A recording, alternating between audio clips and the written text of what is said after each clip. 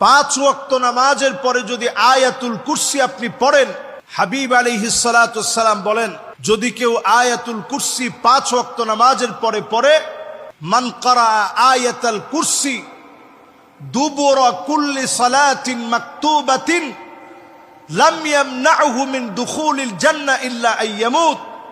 কেউ যদি আয়াতুল কুরসি পাঁচ ওয়াক্ত নামাজের পরে পড়ে, ওই লোকটার মাঝখানে আর আল্লাহর জান্নাতের মাঝখানে কোনো ফাটল থাকে না, কোনো বাধা থাকে না। দুইটা চোখ বন্ধ হতে দেরি হবে, আল্লাহর জান্নাত পেতে দেরি হবে না। শুধু পার্থক্য হচ্ছে মৌতের।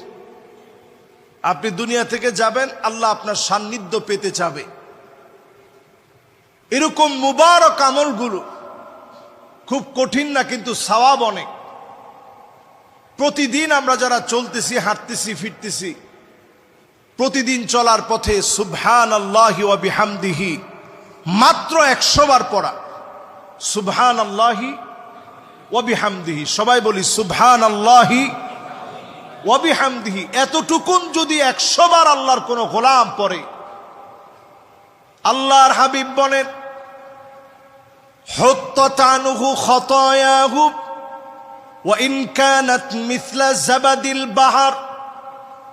সমুদ্রের ফেনা পরিমাণ অজস্র গুনাহ যদি আপনার হয়ে যায়, কোটি কোটি গুনাহ করে ফেলেছেন, অজস্র গুনাহ করে ফেলেছেন, আল্লাহর কাছে মনোযোগ দিয়ে যদি পড়তে পারেন, 100 বার পড়তে দেরি হবে, যিনি মাফ করতে দেরি করবেন না তিনি কে?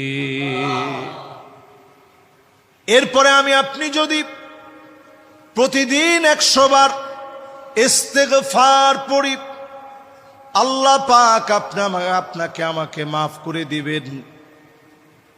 ইস্তেগফারের মাধ্যমে গুনাহগুলো মাফ পাবে।